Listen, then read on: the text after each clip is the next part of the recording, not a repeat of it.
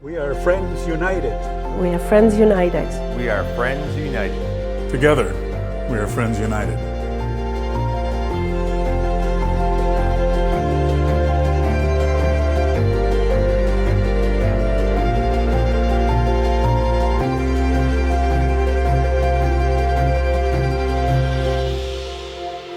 I see your relationship like a beautiful bridge.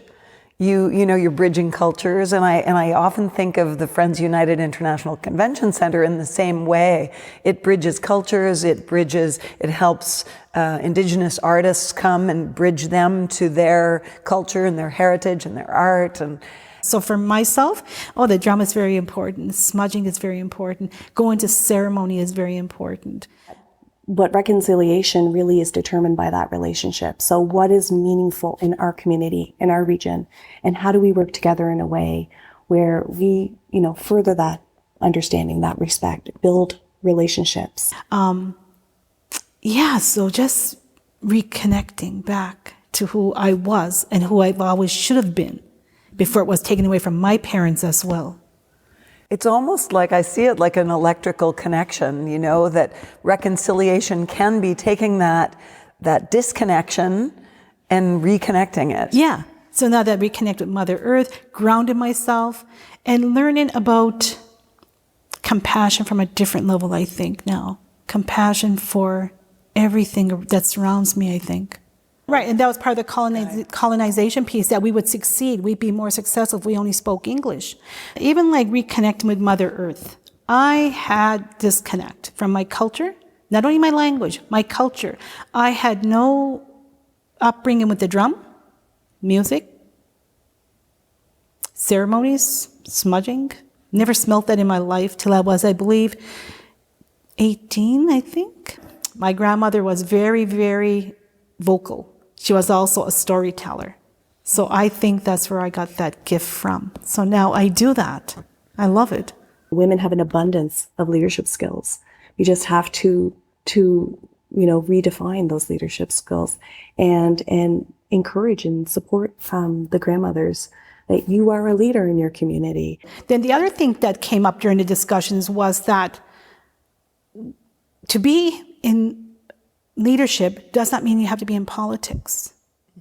It was when he went to one of our Indigenous recovery house in the community, our own treatment center called Native Alcohol Drug Abuse Counseling Association, started meeting up with a person there that reconnected him to his culture. And when he reconnected to his culture with the drum, the ceremonies, all of a sudden he regained his sobriety. What does the Friends United Center mean to you? When I sit in this room, when I first came to Friends United and I sat here, I was like, the energy coming from all the art off the wall for me inspired me and gave me this warmth of the ancestors, I think. It's something I can't explain at all. It's not even a word. I think it's more like an emotion and a warmth in my heart to see the value of what we have in one building in this province, which I haven't even seen in Canada. In this little area, here we are. The support that our Indigenous people have here and the value that they are given for their work is astounding.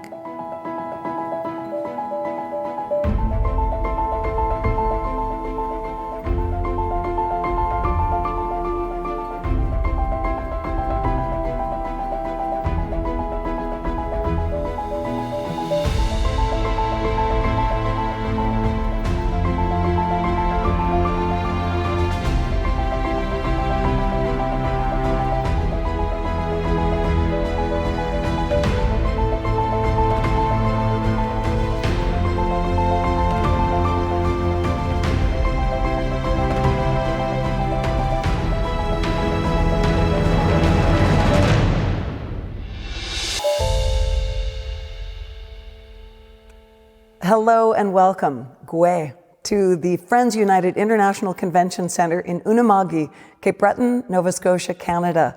Thank you for joining us for the second annual Friends United Reconciliation Talks. I'm so pleased to be joined now by Karen Bernard and Brenda Chisholm-Beaton, and I just can't wait for you to hear their story. So, welcome to you. Thank you. Where does your story start? That's my question. Wow. Our story started, I believe, I'm going to say about 7 years ago, minimum. And it started when I became council member in Halifax for the Nova Scotia Advisory Council for the Status of Women as a council member. And learning about advocacy work, learning about different levels of government, leadership, all those little aspects. And I guess as my name had been out there, I got an email one day inviting me to a tea party in Lower River, near Port Hawkesbury. So, and I was invited to come and do a little speech. So I said, okay, I'll come in and do that. And it was on a Sunday afternoon. So I'm driving from Halifax after bringing my daughter home for the weekend from university. Came to this area, lost, didn't know where I was going. Never been to Lower River in my life. Got there, and it was a community hall. And I went up the stairs, and I'm not sure what to expect at this tea party. So I went in, there was beautiful teacups and beautiful flowers, and I think there was hats and clothing, very Victorian style. So I didn't know what to expect, but I went in, and I was greeted, and then I was sat down at a table with Brenda. That was the very first time I met. I didn't know who the mayor of Port Hawkesbury was. I didn't know Brenda. Anyway, we introduced, hello, just a formal greeting, having my cup of tea, and then it was my time to speak. So I went up to the podium, and I started talking about the work I was doing as a council member. I started talking about the ABCs, which is agencies, boards, and committees. And asking the women in the room, have you ever heard of these ABCs? And they're like, no. So I explained what that was and how they have an opportunity to apply, have their voices heard, be a part of that discussion. So that was great. Then I started talking about campaign school, which is also another piece of the Nova Scotia Advisory Council. And did anybody go to campaign school? Nobody heard of campaign school because, again, in Unama'ki, it's very disconnected sometimes, not intentionally. It's just that sometimes it's harder to do things and to go out and those, the barriers to do things. Anyways, I talked about campaign school and what it was. And then I said to the women in the room, I said, wouldn't it be amazing if we could bring some form of campaign school to here in Cape Breton, Unama'ki? And then I ended it that way, and I had the clap, and then I the applause, and then I sat down. Then a light bulb came, and I'll let you go on now. Sure. So that was the genesis of the Karen, Brenda, let's scheme together to figure out how do we create a rising tide for women's leadership in Cape Breton, Unama'ki. And really that ended up flowing to all of Eastern Nova Scotia. And then that wave kind of went even farther as things progressed. So we put our heads together and brought in some other really significant female leaders from across Unama'ki, Cape Breton. And it kind of spiraled from there. Like, how can we work together to change the mindset? Because change starts with mindset. How do we change the mindset about women's leadership? How do we invite women to the leadership table? And how do we offer up the skills to women in a way where they feel comfortable and they feel met where they live and where they are, and that was really important to make sure that we are, creating that enabling environment for women's leadership right here in Cape Breton, Unama'ki, for the women who, like Karen said it best, who oftentimes face a lot of barriers. They can't go to Halifax to attend the campaign school there. So how do we bring it to them here? And how do we remove all of those barriers to participation? And how do we make it as inclusive as possible? And one thing we also did differently is we made it really all about local government, but all of local government, municipal local government, but also First Nation local government. And I'll hand things back over to Karen. So as we started the discussion of how can we meet now, so I put out an email to my advisory council in Halifax, Pat Gorham. And I said, Pat, is it possible for us to have a discussion in Cape Breton about how we can do campaign school here? And it's exactly the same kind of campaign school they were doing in Halifax, but can we bring it to Unama'ki? So as we started these discussions, which began around a coffee table at the lobby of Tim Hortons, not the lobby of the Hampton in Sydney, member two. So we invited Pat Gorham, ourselves, and we had a few other Indigenous women from the community and municipal women as well that were running council and I believe mayor at the time. Yeah. Sat around the table and we started having these brainstorming sessions. Well, what would that look like? How can we do it? What are we planning to do? So one of the things we also realized during these discussions was campaign school is only for municipalities and provincial stuff, not for First Nations. Mm-hmm. There is no aspect in that training school, in that campaign school for Indigenous politics in regards to women's leadership. So we started brainstorming again, how can we implement that into a program that we want to bring to member two?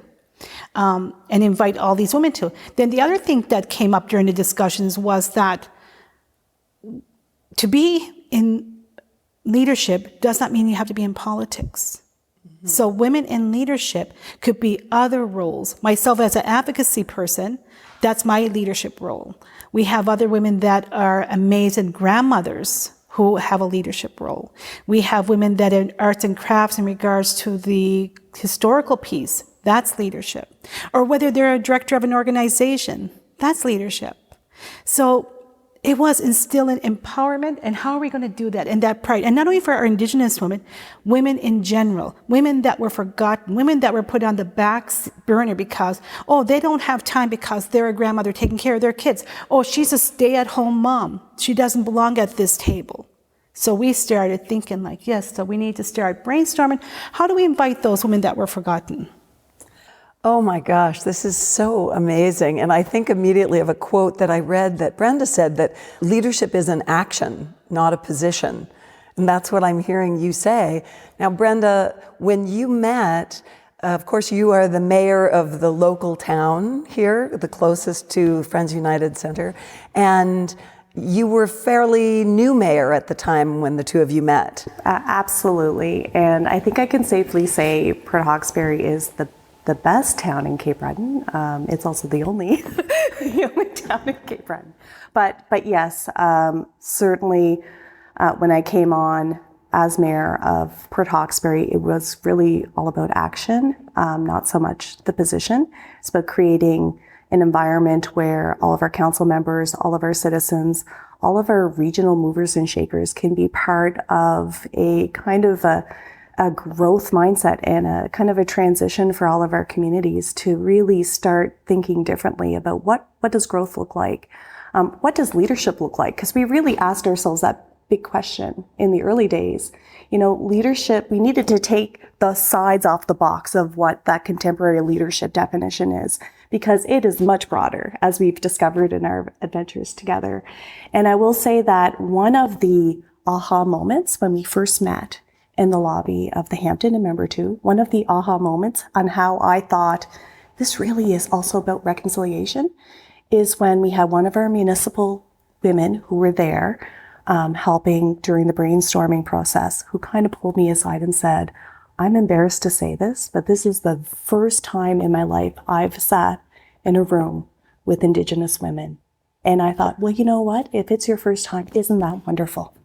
And because you have to start somewhere. And so that was definitely the beginning of a wonderful adventure in empowering women, redefining leadership, inviting women to leadership in many capacities, political or otherwise, and empowering the grandmothers for Cape Breton and Unama'ki, which I know Karen is super passionate about. It's interesting to me because that one woman making that one comment made the penny drop for you to say, oh, this is broader. It's not just about leadership, it's about reconciliation. And that set you obviously on an amazing path.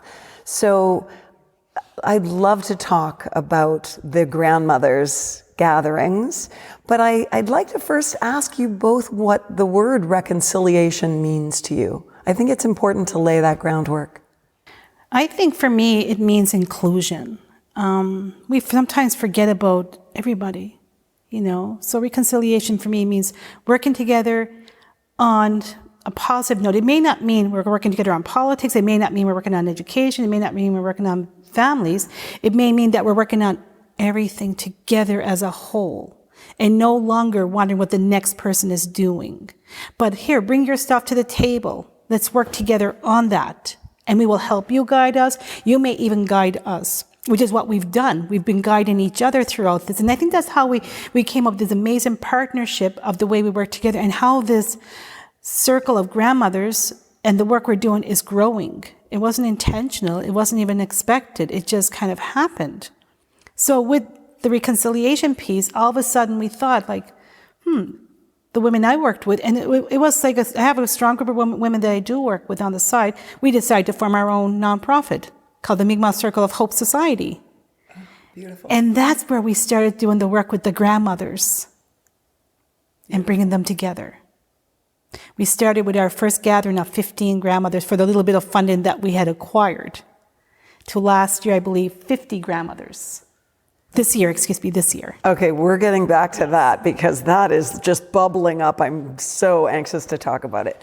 But I want to address that question of what is reconciliation to you, Brenda? So just to build on Karen's kind of thoughts and definitions of what reconciliation looks like, I guess my first inclination when I think about reconciliation is about building a relationship.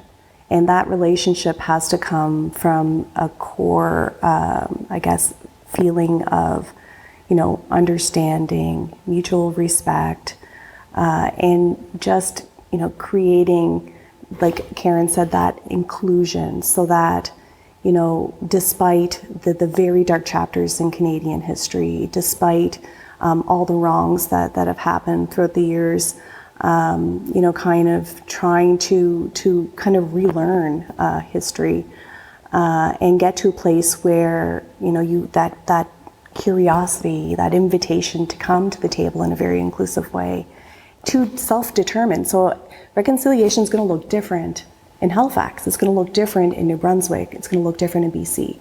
But what reconciliation really is determined by that relationship. So what is meaningful in our community, in our region, and how do we work together in a way where we, further that understanding, that respect, build relationships, all the ships, like the relationships, partnerships.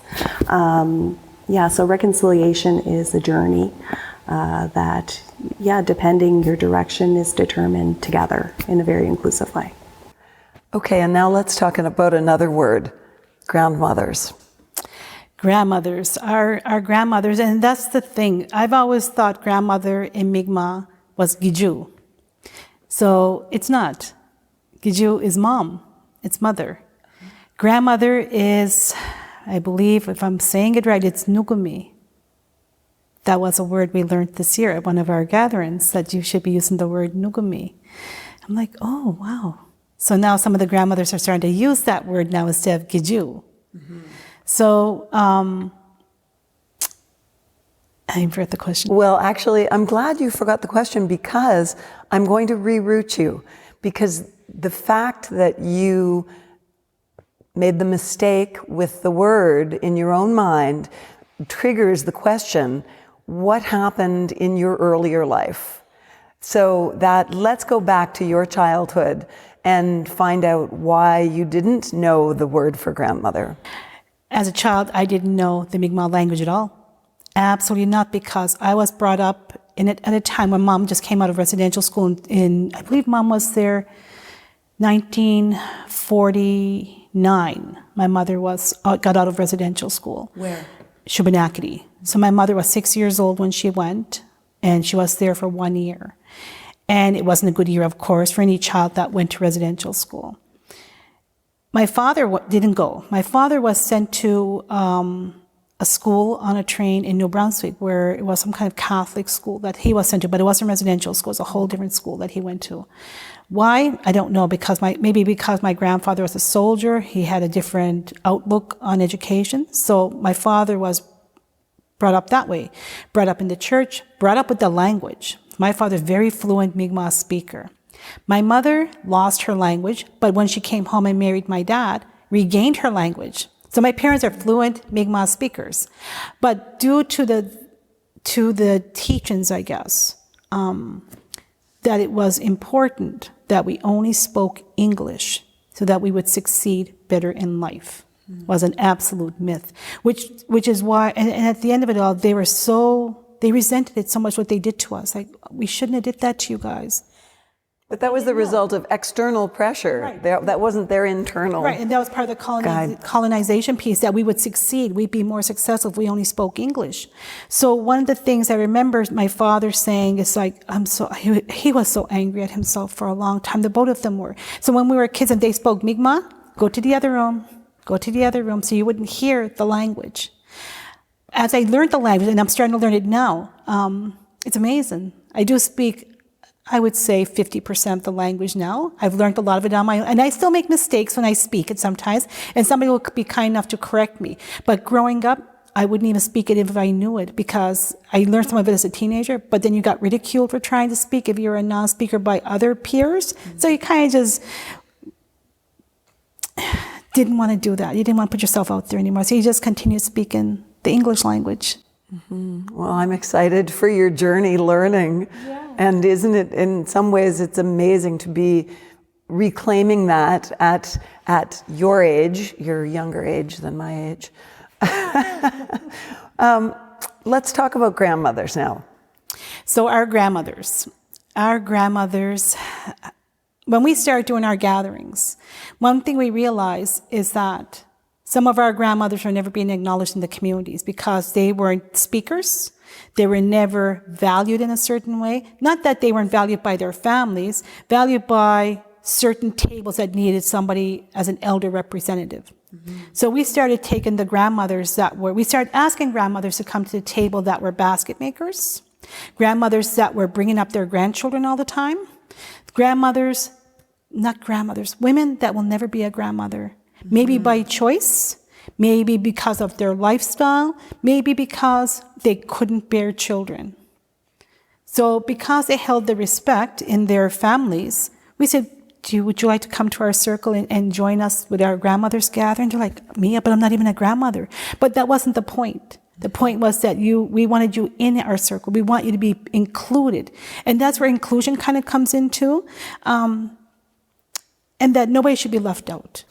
And am I right that the term grandmother traditionally doesn't necessarily, isn't based on biology and offspring. It's based on being a wisdom holder. Yeah, a knowledge keeper. Mm-hmm. A knowledge keeper within the community. So a lot of the women do have the knowledge because they're home, they're learning, they're observing. So even as a child myself, I remember observing a lot of things from my grandmothers.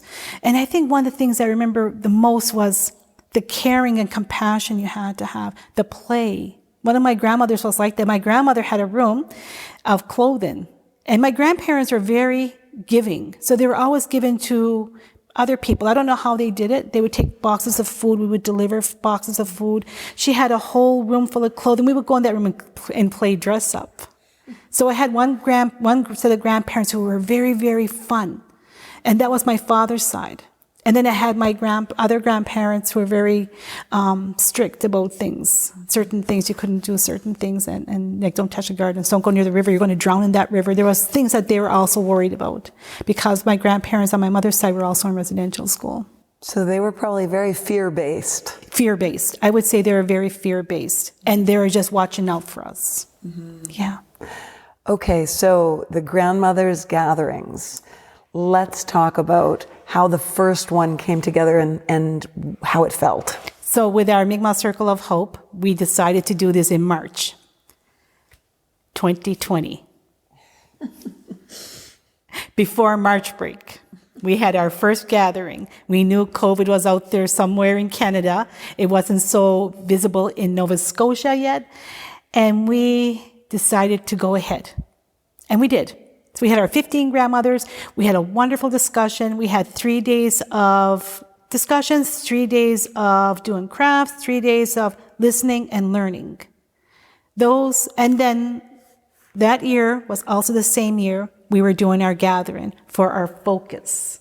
Yeah. of our other leadership forum that we were doing in August of 2020. Yeah, so And then COVID happened. then COVID happened. But even with COVID happening, we merged and we still did it in 2020 in person with 100 people present, which was fearful. We had our grandmothers there as well, along with our other non-Indigenous grandmothers and other women of all ages and genders coming forward. And even though we knew of the danger of COVID, we prepared for it. We made sure that everybody was safe. We made sure that we had all those health recommendations put in place. We made sure that we had the sanitizers out there. We had everything, the social distances that we had to adhere to, and did that. And it was successful. And the grandmothers that spoke, it was just so nice to hear that they were, how do you say it, valued. Not valued for money, but valued for their knowledge and valued for who they are as women. It was amazing. And from then on, we said, well, we have to have another gathering. So I think our second gathering was 30 grandmothers. And we held them here. Our second gathering was in this room here. So our first gathering was in Member 2. We reached out to Ralph. Ralph said, sure, you can definitely come here. Bring the grandmothers here. We had a young man from Halifax by the name of James Niche who did our graphic recordings. Then our third gathering was 50 grandmothers. Unama'ki grandmothers. Now, what happened with, and what's happening now because we're doing this, the rest of Mi'kmaq, Nova Scotia, wants to be involved, the other communities. But our funding was only based for Unama'ki, so now we got to figure out how can we do this? How can we invite others over, especially from as far away as Yarmouth, if we don't have the resources to bring them in? But we've spoken to some communities who are already saying, no, don't worry about it. We will take care of some of our grandmas, or we will send them over. So the next gathering, I believe we're looking at hopefully 100 grandmothers, but I think we're trying to include not only Indigenous grandmothers, African grandmothers, immigrant grandmothers, non-Indigenous grandmothers, all grandmothers. And if we can bring in some of those grandmothers to have those discussions and start learning from each other. So a lot of transfer knowledge comes together. And then years back, I forget what year it was called Drumming with the Grandmothers, I think it was called, in Toronto. And the African grandmothers came to Canada to meet the Indigenous grandmothers. And what it was about was that these grandmothers that came to Canada were the grandmothers that had been growing up their grandchildren because their daughters or sons had AIDS, and they couldn't care for their children anymore. So the grandmothers were left with the orphan children at the time. Came to Canada, and they had, I think it was like a 4-day gathering. My mother was with them, and it was just so powerful. And here they are drumming together and for the same cause, for family, for love, for not even recognition, to be that compassionate piece for each other globally. That's so powerful. It is. And also powerful is this work that came out of it. So as you were working with the grandmothers, someone was creating these panels with messages that were coming out and images. And I looked at these last night in preparation for this conversation, and they just hit me right in the heart. And one of the comments that I saw, I thought was so powerful, and that was in quotes, and it said, trauma is inherited, but so is resilience. Absolutely. So intergenerational trauma, we were all brought up with that. I've been brought up through that whole historical piece of intergenerational trauma. I could have, and my siblings could have as well, lived a life of poverty. We could have lived a life of addictions. We could not be growing up our children. We could have been caught up in the justice system. We were brought up in a home of alcoholism, dysfunction, poverty. So at the age of 14, 15, you could say we became moms, me and my sister, and taking care of our family. Mm-hmm. I love my mom, but she was a bingo addict, and my dad was an alcoholic. So whoever got the money first went out the door with it. And forget about the 5 children that you had to feed. But they were the product of their upbringing and their woundedness. Right. And we didn't resent that. And I don't know what made us not resent it, because I think at the same time, there was a fun piece of memories we had with our parents. So when things were great, Mom would be out there building snow forts with us in the snow. She'd be making homemade bread. My dad might take us on a fishing cruise outside on the lakes. My grandparents taught me how to swim. So in spite of all those yucky, ugly things, we had beautiful memories being brought up with regardless. And that's one of the things I think I treasure the most. I don't really reflect back on the other stuff so much. So all my siblings went through that. But all my siblings are successful. They don't drink. They don't smoke. They brought up their children. They're bringing up their grandchildren, some of them because their children are working. So our family is healthier. So we walked away from this. Didn't forget about it, of course, but learned how to live past it so that you're not carrying that in your baggage. And it's lugging you down and holding you back and reminding you like, oh yeah, your mother was an alcoholic. Yeah, your father was this. So you have to live that life. And not using it as a crutch. So do you feel like a part of your leadership calling is to share that message with others? I believe it is. And that's one of the things I always say, we'll never forget it. It has to be remembered, but never use it as a crutch. Just because my mother was this, that's why I am that way. For myself, I'm this way the way I am today because I chose to be that. I grew up praying like, I will never be an alcoholic. My child will never know poverty. My child will have an education. My child will be safe. That was one of the things that we stressed growing up. And I didn't have any resentment when I would get a summer job using to buy grocery or my siblings' clothes. For me, there was like pride, like, wow, I did this. I did that. That's awesome. Yeah. Let's talk about some of the beautiful messages and images that are found on these panels. So one of the ones here that I do love, it says Mi'kmaq means family. And it really does. We need to treat each other like family. So you need to treat everybody in the community like family. And sometimes we do have classes of people, just like everybody has a class, lower class, middle class, upper class. But one of the things to do is start being equal to each other. Don't leave anybody out. In spite of their addiction, in spite of their dysfunction, in spite of whatever it is they're going through. It's important to care for people. Maybe not just in spite of, but because of. Because of those things, yeah. So one of the things I always do is try to be good to everybody. I try. And I need to. Because I think I've been treated bad in the past.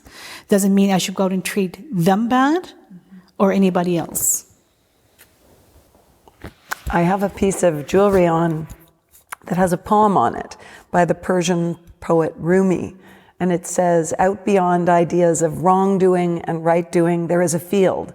I will meet you there. And it goes on, but that's the idea, is to be in a field where we are not judging one another and looking at the status, but treating one another, as you say, all alike. Right, be equal. And I'm trying to look at some of the things they talked about here. And some of the things that really, really stood out for me. Stand up for yourself. We don't stand up for ourselves very often because we're taught not to. So growing up, I remember I wasn't allowed to say the word but, ever. But was something that was forbidden in my language. Because when my father would talk with us about something, or we got in trouble, so he's trying to say, you shouldn't have done this. And if you start to say, but, and you're trying to get your word across, don't say that. You're arguing with me. So I was brought up not to speak up for myself, but now I do. But now I do. But now I do, yes. And I can Listen say to how that. she uses that but. Yes. And you're helping other people overcome that same conditioning. Right. And that didn't happen overnight. Because of not being allowed to speak out and always being told, don't say that, hush, shh, whatever, I'm now a public speaker. I never thought I would be that person. I was the most introverted person you would ever meet, and there was no way I would put myself out there to speak to anybody without my heart coming through my chest. I'm breathing, I'm sweating, but now it's like a gift that was just given one day, accidentally. But you have something to say. I do have something. I always have something to say now. It's amazing. So, and I'll tell you how that happened. I would never speak. I would never do public speaking. I would never stand in front of a classroom, let alone doing this today. I worked with residential school survivors for about 5 years, and I knew about it more and more as I got into the job. And part of our thing was going out to do presentations. So we were a team of 3. So my 2 colleagues were with me, and they did all the speaking. And I was good with that. I was setting up things and ensuring that things are right. And I would whisper to them, don't forget to say this. Don't forget to say that. Finally, they got fed up with me. Here, in front of everybody, here is the mic. And I'm like, and there's like about 100 people in the crowd, and I remember that. So I took it, and I spoke. I'm like, oh, this is pretty simple. This wasn't actually hard at all. So now I do public speaking. I don't do script. I just got this voice. I was gifted a voice. I don't know where I got the voice from. I will say from my grandmother. My grandmother was very, very vocal. She was also a storyteller.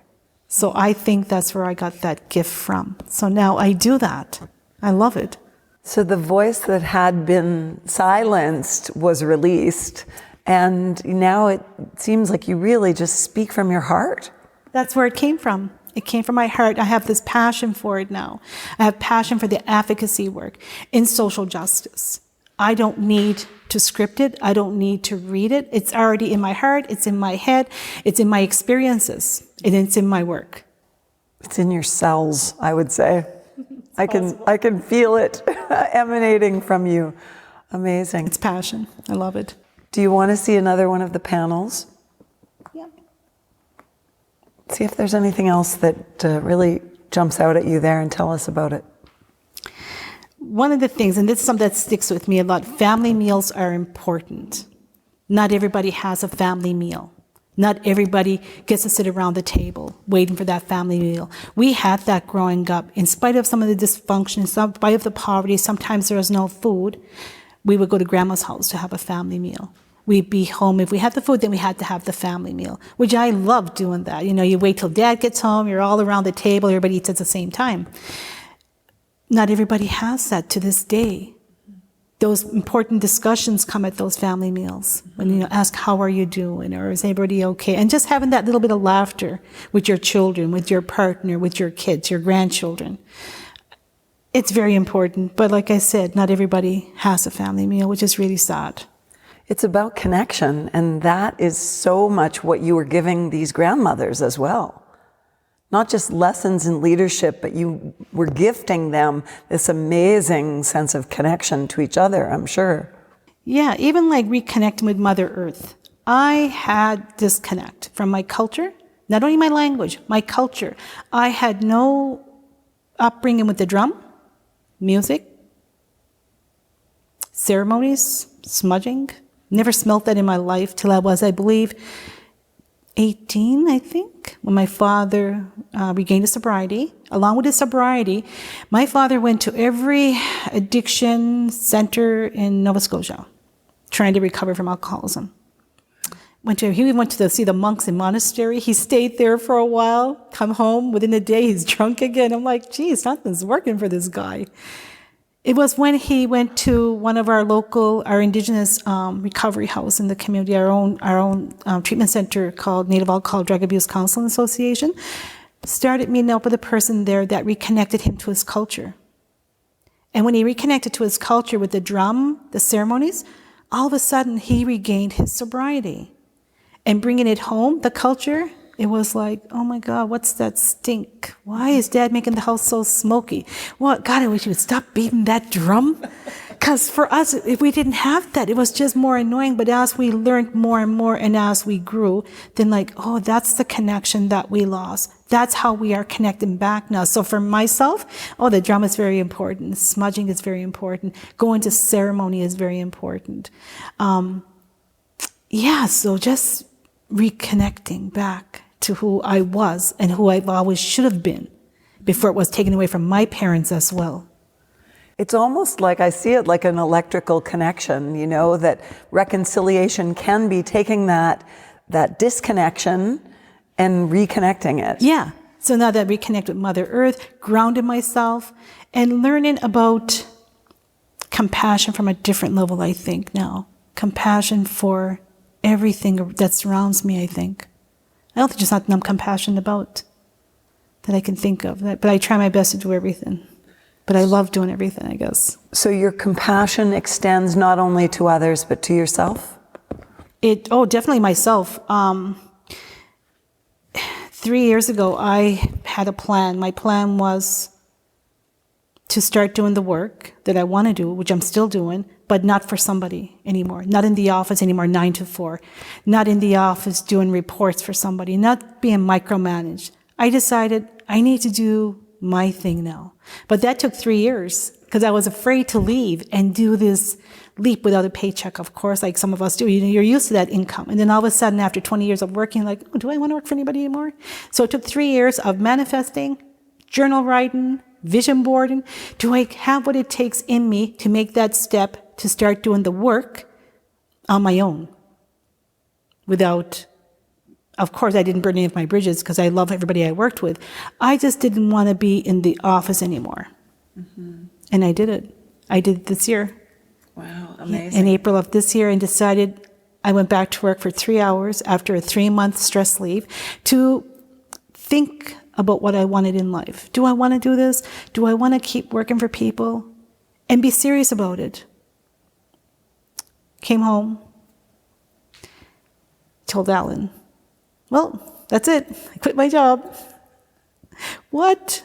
I said, yeah, I just feel like this is what I needed to do in order to make myself happy, to take care of myself, but not walk away from the work. Mm-hmm. So I'm still doing the work at an amazing level of advocacy regardless. Maybe the work gets more powerful now. I think it's gotten more powerful. And I can tell you how it's gotten more powerful now. So because we've been doing all these gatherings, these grandmother gatherings, we've been asked to speak to a national group of leaders in Canada about the work we're doing. And how did we do this? So we started doing, we presented to, can you explain? I forget the name of who we presented to. So part of the work that we did on the Leadership School for Women, and then later on another mentoring program. So we worked with the Federation of Canadian Municipalities, this was one of our partners. Also the Rural Communities Foundation of Nova Scotia was one of our partners. And I probably should have premised our conversations with, we also Mi'kmaq Circle of Hope was one of the genesis of the conversations and the work that Karen has done, but also the work that we do together is under the umbrella of Government Focus, and Focus is an acronym for Female Objectives Cape Breton Unama'ki Strait, so basically Eastern Nova Scotia. So Strait, I just want to say Strait is the Strait region. Yeah. Correct. So just like basic, but we couldn't get Eastern Nova Scotia to make sense in that acronym. So Focus kind of sounds good because we're focusing in on women's leadership. What does that look like? How do we empower women through mentorship? And reawakening the matriarchy, I guess, is what really stands out for me. And I feel tremendously grateful to have been part of the process as an ally or as a supporter, to be able to work with the grandmothers and kind of go back to that important part of history where Mi'kmaq communities were matriarchal. And, trying to kind of dig the way out of that kind of patriarchal learnings and bring it back to a place where women do feel powerful again. And women have an abundance of leadership skills. We just have to redefine those leadership skills and encourage and support the grandmothers that you are a leader in your community. I'm a leader? Yeah, you're a leader in your community. Are you sure? Yes, we're certain. So it's part of that empowerment. And that's a long way from the disempowerment as children to you don't speak and you don't, you're not worthy. You're not, that's right. That's amazing. So we're grateful to have that national platform to share the work that we're doing. We've been getting correspondence from women's groups in the United States, from out BC, Manitoba. Like we read about, the government focus work. We read about the truth and reconciliation work that you're doing together with the leadership and mentorship. Can we use your material? Absolutely. Use all the material, use all of our resources. We wanted to start that ripple here in Eastern Nova Scotia, in Unama'ki, and create a wave. Like, wouldn't it be wonderful if it went across Canada or farther? And just having the opportunity to work with international women through the St. FX and Cody Institute in Antigonish. Just this past summer, we had the opportunity to speak with women, and we realized in the room, although the large distance from their countries that they come from to here, it's not a bridge too far when we're talking about women's leadership. And we had much more common in the room than we had differences. And we just celebrating that and celebrating leadership. And, you know, I'm just so grateful to be partners with Karen and some of the other wonderful women that we work with on a regular basis. And yeah, just whenever we have an opportunity to share our message about empowering women and thinking about things differently and inviting our community to think about things differently, I think our world will end up being a much more empowering and inclusive place. It's funny that you use the word bridge, because I was literally sitting here thinking, I see your relationship like a beautiful bridge.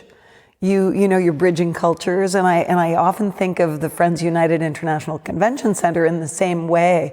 It bridges cultures, it helps Indigenous artists come and bridge them to their culture and their heritage and their art, and I'm wondering about how you feel about your relationship as you sparked obviously right away, but how has your relationship changed and served this purpose? We're like sisters. I was just gonna say, right? Adopted sisters. Yeah, we're adopted sisters. That's how we refer to each other now, as sisters. Absolutely. Just that connection and that warmth that we have for each other and the work we do, and we can just all of a sudden be at the same wavelength. Like, oh my God, we have this idea. Let's go with it, and we go with it. Mm-hmm. It's amazing. Yeah. So now that we're doing this work, I was offered a contract with Right in Relations Canada, who also does advocacy work out there. And we have a local organization in Wabanaki called the Women of First Light. So the contract was passed down to Women of First Light to hire me for 2 years as a part-time coordinator for an Indigenous Women's Leadership Change Lab, where I connect with women all over the country talking about Indigenous women's leadership. So that's just starting. That's only been on since May. So we're working towards something. What it is, we're not sure yet what the final product will be, but that's where it's at right now. I can't wait to see what you do next and in the future. I think it's so powerful, and your passion is going to drive it, both of you. I can see it. Thank you. Why don't we end with this? What does the Friends United Center mean to you?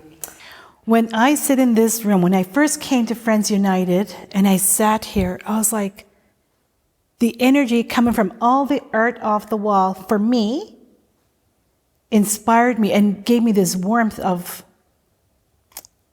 the ancestors, I think, or something. I don't know. But it's something I can't explain at all. It's not even a word. I think it's more like an emotion and a warmth in my heart to see the value of what we have in one building in this province, which I haven't even seen in Canada. In this little area, here we are. The support that our Indigenous people have here and the value that they are given for their work is astounding. I love that. I'm not an artist in the sense of basket making, painting. Maybe someday I might acquire some kind of skill. I'm a seamstress, so I do the ribbon skirts. I love doing them. That's my art piece. So when I come here and I wear one, I feel like, wow, I feel powerful in here. It's a new type of feeling, I guess. Yeah. Brenda? For me, I think what has made it incredibly important to host our grandmother gatherings here is I feel like it's just a place where relationships can happen and where all of the communities can meet in the spirit of truth and reconciliation, surrounded by, so many important visual art and artifacts It's an invitation to kind of shift your mindset to thinking about, all of the wonderful contributions from the First Nation people from around the world. It creates that important invitation to build community. And that's certainly what we've been doing with the Mi'kmaq grandmothers. And I just feel very privileged to have been part of that growing community as a supporter, and looking forward to however I could be useful in the future. Yes, this center feels to me like a symbol of reconciliation, in that it's not just about acceptance, it's about reverence. I agree. True reverence. Absolutely. Thank you so much. Thank you very much.